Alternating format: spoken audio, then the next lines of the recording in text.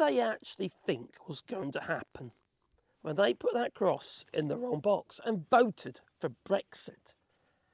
What did the expats, immigrants, think was going to happen when they voted for Brexit? Well, an English couple who retired to Italy, they've had to take extreme measures since they cannot import. I was doing online, business to customer sale, transaction, and buy their seeds. In fact, I used to do that from a company called Premier Seeds. I haven't been able to do it since Brexit. Well, what have they been doing? Oh, I wonder. They've been taken into their own hands. So they could get their runner beans, you see. Since they can't get runner beans in Italy.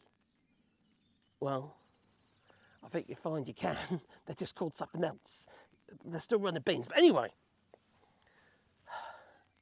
the thing is, you see, they've been smuggling in the beans as they're coming across the border when they're visiting family in the UK. But this brought me on to something else. Something that happened to Scotch trade of seed potatoes.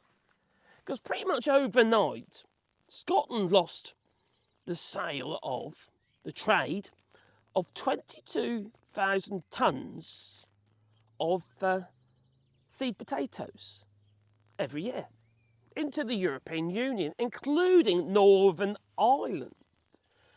And this is because they've got a germ in them. A seed has a germ. It's high risk, believe it or not. It's your seed potatoes.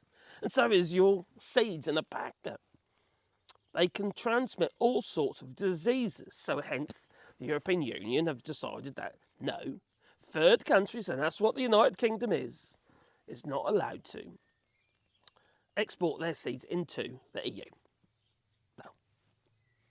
But something happened at the end of last year after the Windsor Framework was agreed, the red and green lanes.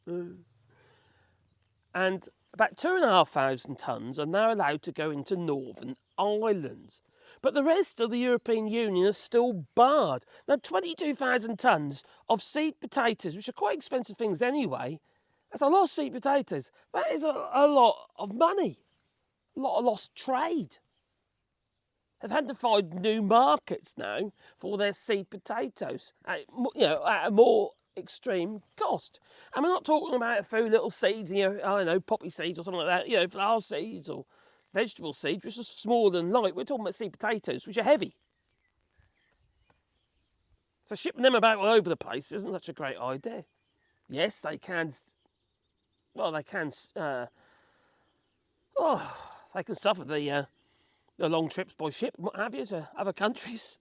But still, we have this market right on our doorstep. For the Scottish people, it's not just Scottish people, obviously the rest of the United Kingdom as well. No longer able to trade with so many European Union member states. Just because of Brexit. Just because, a load of rich buggers didn't want a policy going through which exposed their incomes. It's pretty much long and short of it.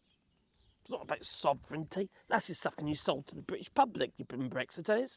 That's all that was. How do we win over their hearts and minds? We either tell them that somebody's taking something away from you. So you win the hearts. Say, well, we want our sovereignty. We want our laws back. We want to make our own laws, you see. Yeah, we want our country back. Or you tell them that you're being invaded. It's an invasion. You're going to have all these Turks coming in, you see, when they come in. When they accepted this, it won't happen anyway, accepted as members into the EU. So, that becomes fair. So you either love them into submission to put the cross in the wrong box, or you scare the buggers into submission. That's pretty much it, I suppose. But still, you see, seed potato manufacturers or growers in Scotland can no longer sell it into the European Union. That's since Brexit. Well, there you go. Still yet to find a benefit of Brexit for the British people. Haven't found one yet. Have you? Apart from get rid of the Tories, because Brexit will get rid of the Tories. And that's pretty much it, really. Can't think of any others. For the EU, there's plenty. Got rid of us. Spanner in the works we were. Vetoing this and vetoing that. Yes, we did have power, you see. It's called sovereignty. Well, quite frankly, sovereignty. What a word of bollocks. Bollocks. Yeah. You see, whenever you negotiate a trade deal, you give away a bit of your sovereignty. And how many countries have we been trying to negotiate trade deals with? Giving up a bit more of a sovereignty, a bit more of a sovereignty, a bit more of a sovereignty. Ain't none left.